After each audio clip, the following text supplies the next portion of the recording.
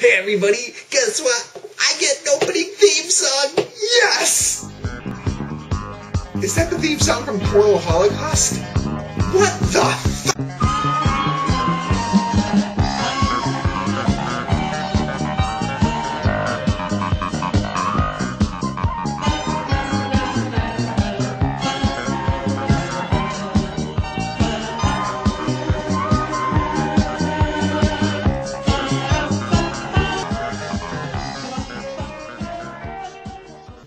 Today's subject, CR's Familiar Faces. CR's web show, Familiar Faces, is clearly inspired by the Nostalgia Critic, whom he was even able to do a crossover episode in episode 36. Hey! Hey!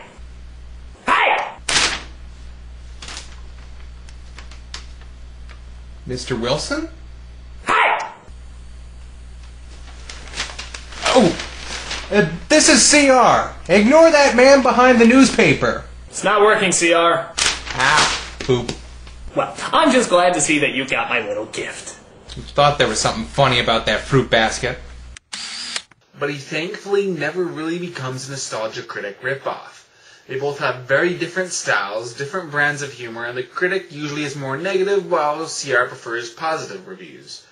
Familiar Faces focuses on overlooked characters in nostalgic movies, TV shows, or any other kind of medium. It's a fairly novel idea, but it does lack a direct target audience. But what has stood out to me about him is that his videos are good, really good, but something about him is annoyingly forgettable. It's as if he's the type of guy he's reviewing, an underrated, overlooked, familiar face, even though you rarely actually see his face, who has been forgotten in the realm of Back Out the Glasses. This review will focus on why I think you should watch him, and why you will most likely forget him shortly afterwards. So let us bring up the reviewer Triforce for CR. God, even his name is forgettable. The focus is the information, and it is outstanding. Any information that can be said about a certain character will be found in his videos. Here's something. Johnny's playing a Nintendo, right?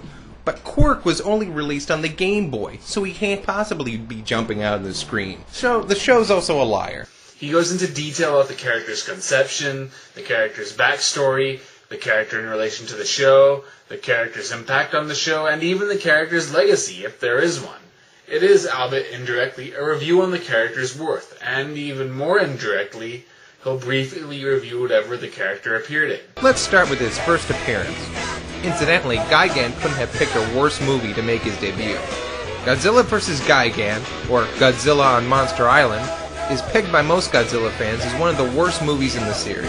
It's plagued by a mind-numbing slow pace, gross use of stock footage from earlier films, and a bizarre inconsistencies with the franchise. It's all wonderfully structured and presented, even if his reviews sometimes will be pretty long. Usually they're around 10 minutes long, but they can go up to 20 minutes long. More impressively, though, he knows how to make information interesting. I could tell you at least 3 reasons why this was my least favorite segment as a kid, and still is now. First, it's the same joke over and over again. She gets mad about something, she turns into a bunch of monsters, she destroys the house, then she gets over it. That's it. What's the point of that? You can't just keep doing a variation on the same joke and expect to get a laugh. I'd like to think people are smarter than that. Of course! The only thing that saves it is hearing Rob Paulson's Jimmy Stewart. But even that gets redundant. No!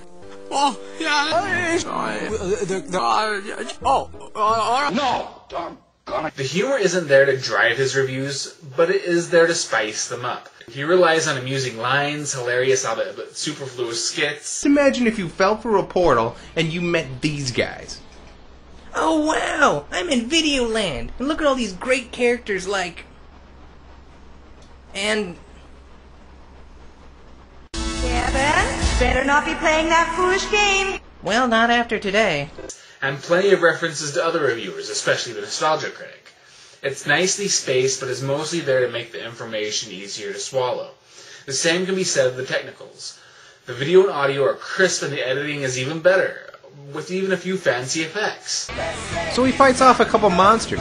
I wouldn't go so far as to build a shrine to him. Or worse, a sex doll. Here comes Godzilla. No matter, he cannot withstand the power of our two monsters. Ha ha! Wait, what's he doing to our building? No, that's nasty. Oh well, I guess we'll just have to ride it out. But the technical achievements are mainly present to benefit the humor and information, resulting in very entertaining and focused reviews. But now we have the character, which is where he falters slightly. There really is no character, he's just his voice. He's a voiceover reviewer and his voice is normal sounding, but he uses it well. He feels qualified to review this subject, so there shouldn't really be a problem here. But if that's the case, why can't I remember? CR. I spent a lot of time thinking about this. Way too much time. And just keep in mind that I'm only guessing here. But in my eyes, the general premise of the show is just flawed. It doesn't stick out enough.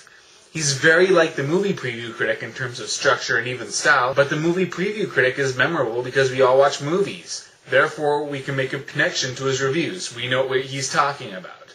Showcasing familiar yet forgotten faces from our past lacks the impact because there is less of an audience. It's no shocker that my favorite episode is the Gigan episode, because I was a huge Godzilla fan, and in that episode I made a connection, because I was a fan of Gigan. Aha! Another talking toy. But strangely, where Space Godzilla just tells me how crappy my videos are, and Anguirus tells me to kill people, this one always tells me that I should change my curtains into a bright pink color. That's kind of weird, isn't it? So the only way a connection between the viewer and the review can be made is if they are familiar with the familiar face. Otherwise, you can only respect his videos while not making any kind of connection to them. Yeah, I'm obviously whoring out this word. Connection. Connection. Yeah. The result is that he's forgettable, and maybe a little bit more emphasis on the character could fix this. But I also feel that I'd recommend him to just about anyone. He makes a subject I'm not interested in interesting. So everyone should give him a shot, especially if you recognize one of his familiar faces. He gets a 3.5 out of 4 stars from me. So to check out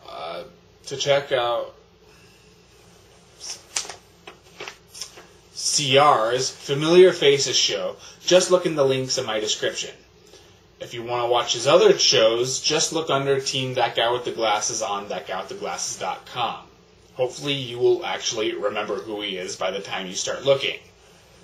My name is Marshall Horror, and my motto is if you're going to have cinematic diarrhea, then at least have the decency to wipe.